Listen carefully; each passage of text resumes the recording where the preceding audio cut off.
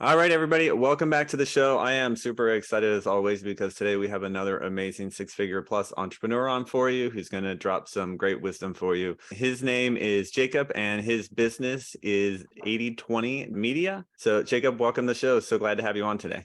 Thanks so much, Chris. I'm really glad to be here as well. Thanks for putting aside the time for me. Yeah, absolutely. I know it's going to be a great interview. Like I said, I'm sure you've got a lot to share with our audience. And before we do that, I want to just have you go ahead and tell some of your story, what it is exactly that you do. I know we were talking a little bit before the interview. You have a marketing agency that does social media marketing for businesses. But as you were explaining, while that's the right technical definition, there's so much more to it and what you do and the way your business is structured. So I guess with that lead in, why don't you have at it and tell us what it is that you do and why it's different? Sure. Thanks so much, Chris. So essentially, we work with something called the regenerative business model. And what that means is that the standard business model, in my opinion, is just productivity unchecked. Right. It's how we ended up with things like the Pacific Gyre, which is a continent of plastic that's sitting in the ocean right now. We've for at least 100 years of go into production as quickly as possible, produce things, get them in the hands of people, and don't worry about what happens next. And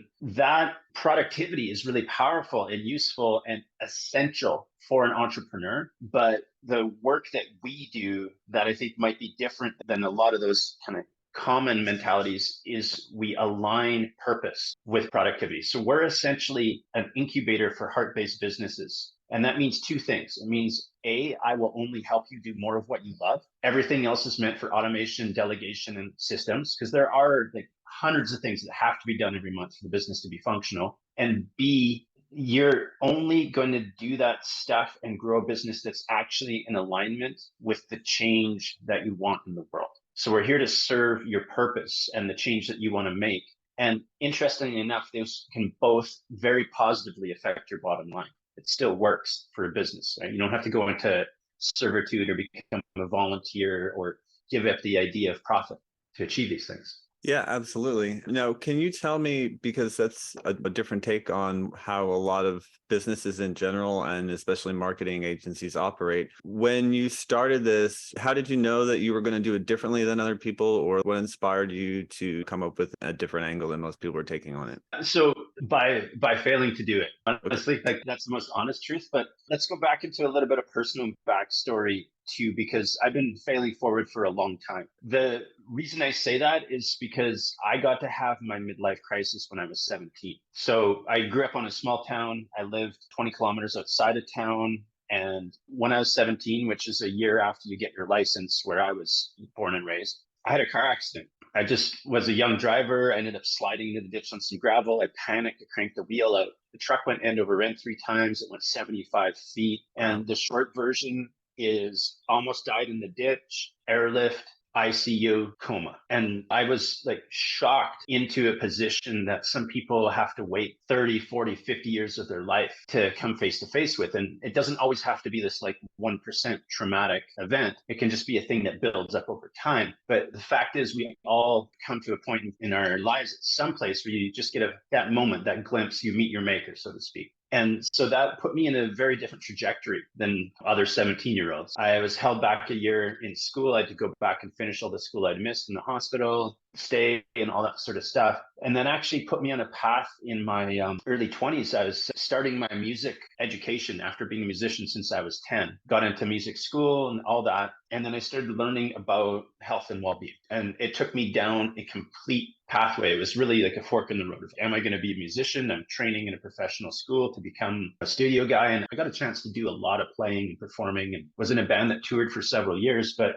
during that, I had this ongoing concern about how my body still really needed to recover. Right? I was really consciously hyper aware of the, like, I was twisted and misshapen, just a Uh-huh. little out of sorts. And that got me into health and well-being. And that's spawned my first career, which is something called the 100-Year Plan. I've had that business for over 20 years now. And 10 years ago, after running my own clinic for 6 years and transforming my own body and health and well-being and doing that for all these other people and realizing I had a system, I burnt out horribly, like terribly burnt out. And I took the entire thing down. I closed the doors, I shut it, and I spent a year just trying to renegotiate with myself there's got to be a way to do this online. So within that process of figuring out how to do this online, within that process of partnering with a couple other individuals who knew more than I did about the digital space and tech in general, to be honest, right? I was trained in physiology and anatomy and that kind of stuff, but I was functional at email. I'm a smart guy. I figured out how to use Google Drive on my own, but like all the other things that need to be there for the digital space, I was clueless about.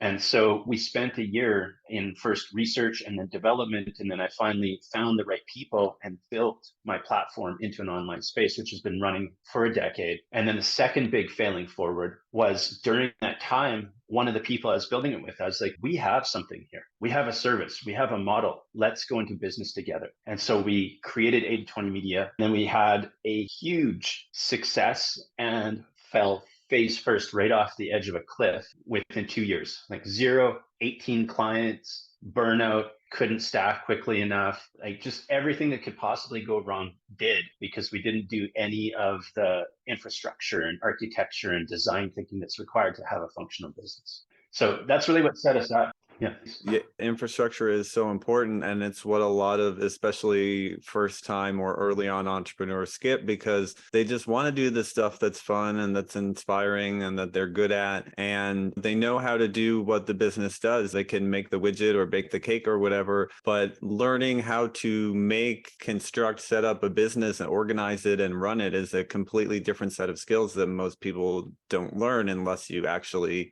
do trial by fire and learn it on your own through experience or hire a business coach. Yep. And we were a social media marketing agency. We figured out like, this is what to do on social. This is how to do multi-platform content. All the things were there. And we were producing leads for clients and they were falling off the flat earth, right? Because we weren't taking responsibility for all the back end. And so we'd have a client, we'd be like, all these leads are coming in. Where's that landing page for that email opt-in that your tech guy was supposed to build 3 months ago? And so we became the source of all of our own problems because we hadn't built in all the other things. So I was that guy 8 years ago that I would warn anybody on the street right now today, don't do business with them. There I was sitting in that place, like trying to successfully getting clients to come and do business with us, but we were just too narrow in our service model. And that's the biggest lesson I think that we learned. I've taken the company off the track, so to speak, twice so far. And that's directly from mentorship, right? My mentor is just like, you cannot fix the car while you're doing laps. Like a Formula One car is torn apart down to the frame and rebuilt between each race. And so do you want to make do or do you want to have a functioning business? And dealing with the, honestly, what feels like embarrassment sometimes to be like, I have to stop and fix this thing instead of ignoring it is one of the hardest things. Yeah, they say that a business is just a reflection of the business owner, and it's so true. Everything we have in our life is a reflection of who we are. And so sometimes it's challenging to see the forest from the trees because you're so in it all the time and it's right up in front of your face. And another is we don't like to admit our own failings at times. We're prideful people, and it can be a challenge to actually admit that you've been doing the wrong thing.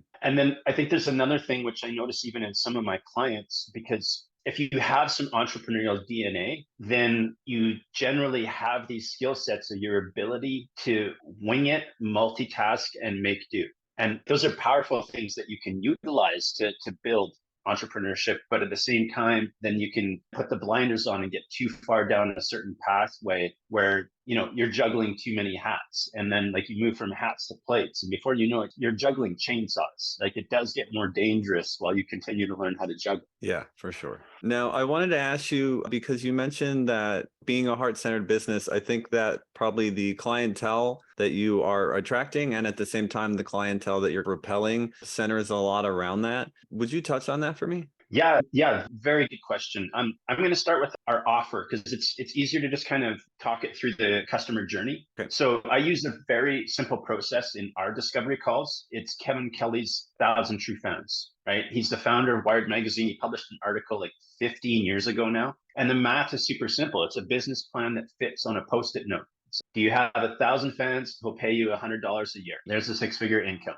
right? And you can break that down in a few different ways. You have 100 fans that'll pay you $1,000 a year. That's still less than $100 a month. You're not asking for much from people. And so I start with every client or potential client inside of that conversation. And that's usually the first light bulb that goes on. But I'm using those calls to vet the person to see if their purpose and productivity are aligned, if they're really committed to serving others. And so I created this like 30-minute 100K call, which is the thing that we offer to everyone. And the remarkable thing is that in the last 18 plus months, I've clocked over 400 of those calls through. Wow. And I have not sold 400 of our consulting packages, right? I've turned away potential business, potential money, and all these things because I'm far enough into this now that I understand the repercussions of doing business with somebody that isn't actually a fit. And that was one of the other like really big lessons that was hard won earlier that I don't even have to think about anymore. You just do work with the right people, and everybody else is a fit for somebody else, but it's really part of that mentality between abundance and scarcity, and understanding of drifting into that scarcity costing you way more emotionally, mentally, and financially serving that client later on. Yeah, I think you nailed it right on the head there. There are times when you're thinking, oh, I need to get that next sale. I want to get this month's numbers up. We have to do this inside the business and we need money. So maybe they're not the greatest fit, but we'll take them on. And then in the long run, they end up being a headache because they're not the right client for you. They have so many problems, or they don't show up to do the work that they need to do on their end. And then you end up giving that money back, whether you refund them or in time and headache trying to take care of their problems or whatever it may be. But yeah, I agree with that 100%. Yeah, and that secondary cost that you mentioned is exponential because like your energy drifts, your alignment drifts, you're like repelling away those next 2 or 3 ideal clients that would have been a better fit for you because you're just in headache land from making that wrong choice earlier on. Yeah, 100%. Now, I wanted to ask you, financially speaking, in your business, what is your greatest financial challenge at this moment? Honestly, it's that so I'm going to answer it with a quote, actually. And this is just from somebody else I worked with in the past, but she said, empowerment is a moment to moment phenomenon. And I think about that every day in the context of alignment too, because my job, work on the business 80% of the time, work in the business 20% of the time, continue to bring on staff, the clients. And then there's that balancing act because all those things are a cost. And of course, bringing on clients to fund that is this delicate balancing act because how good that client looks depends on the state that I'm in that day. It's, oh, this is, as you said earlier, a sale. Oh, that's really good looking today. Why? Oh, I must not be in alignment, right? Oh, am I really sure that this person's the right fit for the company? Oh, I'm in alignment that day. And it's a constant thing. I haven't arrived myself, and I don't know if I ever will. And so being in that consideration and in that space of making the alignment first decision and choosing alignment over money is the constant practice of awareness around the financials. That's honestly day to day the place where I exert the most mental effort. Yeah, understood. Being in alignment is what gets the money flowing to you in the first place. And so it's tricky because sometimes we feel like, oh, I'm going to be in an abundance mindset by accepting this money from the universe, from this client that is not a great fit for me. But really, you've tricked yourself and you're coming from the other perspective. Well said. Yeah. All right. I'd like for you to tell the audience and me, what is your dream definition of financial freedom? If your business is making so much money that you don't have to be in it every day, you can step away whenever you want, do whatever you like. What's that look like for you? Yeah. So I'm going to answer that with a little bit more backstory because when I first developed the 100-year plan, like I worked and I worked and I worked and I worked, but now like that company still exists and it takes me 10 hours a week to run.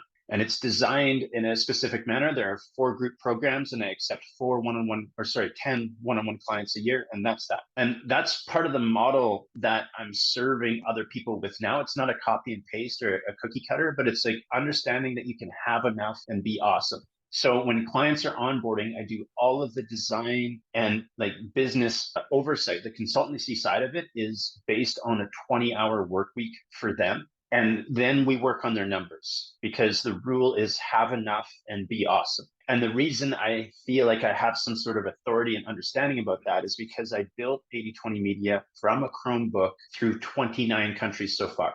Iceland is the 30th one that I don't count because Wi-Fi was so hard to get there. I've been on different continents like Africa, Europe, South America. All this stuff has happened and the Chromebook was part of it. It wasn't a joke. It was just like, I want to be able to get off a plane, find out my luggage has been lost and know that I can go into a big box store, drop $200 and be back to work. And so that building things in the cloud because it was available and having our, project management software and all that other stuff in that space was another really key component. So the freedom of mobility and the freedom of consolidating your work and essentially limiting your stress factors are all part of what I define freedom as. And then the travel thing, a lot of people have figured it out already, right? There are other places that cost less to live anyway. So there are different types of freedom that are very easily achievable if you believe in that have enough would be awesome mentality. And like some sort of gigantic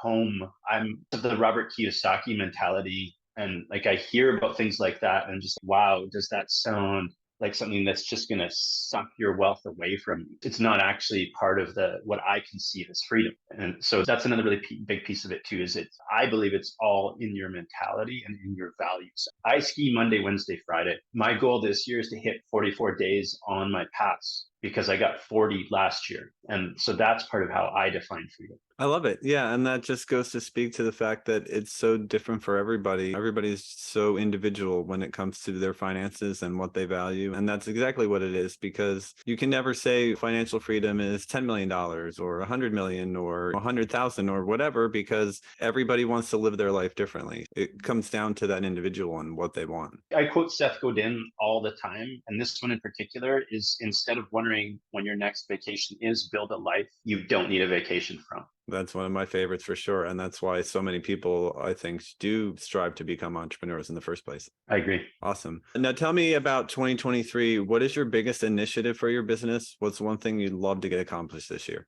Yeah, so inside of our business, we have 5 levels. And the consulting level is the customer facing, like everybody we come into contact with is a potential consulting client. Of course, from there, we have free and paid trainings, which are our downsells because it doesn't have any integrity to take your money. Like learn this, do this. In fact, use some of these things to earn some money first, because then we're vetting each other and come back with a portion of that revenue. Like even the consulting call itself, I've had one person come and take it 8 times in 2022. But the reason I kept on giving them that next call is because they took the lesson from the last one and implemented it. And they actually grew themselves into being able to buy our consulting services. But consulting is really just like the kindergarten level of like how we build this foundation of a business for you while we're testing it for alignment. So we know which things to actually scale, which things to delegate, which things to put into systems as quickly as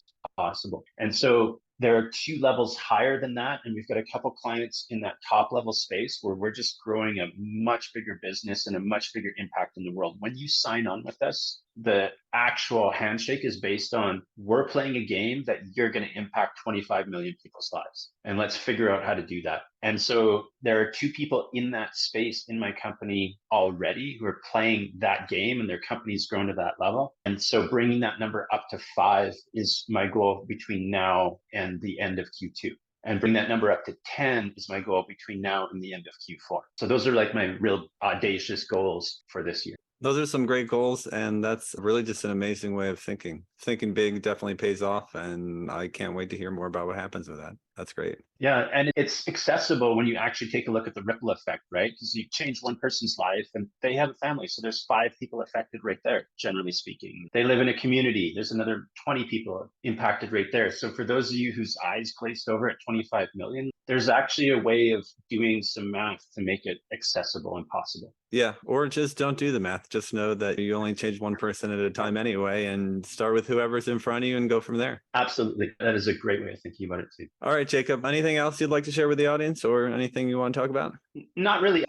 For those of you who've hung out this long, call cal.8020.media gets you on a phone call with me in a conversation. I guarantee that we'll have that conversation about 1,000 true fans and see what kind of impact you're committed to in the world, and that you'll leave thinking differently. And other than that, I'm just really grateful for both you, Chris, for creating this space, and then anybody who's stuck around this long, because it means you're up to something. It might not be exactly what I'm up to or exactly what Chris is up to, but that's why you're searching. One of the best pieces of advice I ever got for that is just don't quit. Yeah, absolutely. And you saved me making the segue to ask you about where people can find out about what you do. So, for anybody who was wondering, that's all the information you need for that. All right. It's been really great having you on. You shared a lot for our audience. Amazing story you've got. So, Jacob, thanks so much.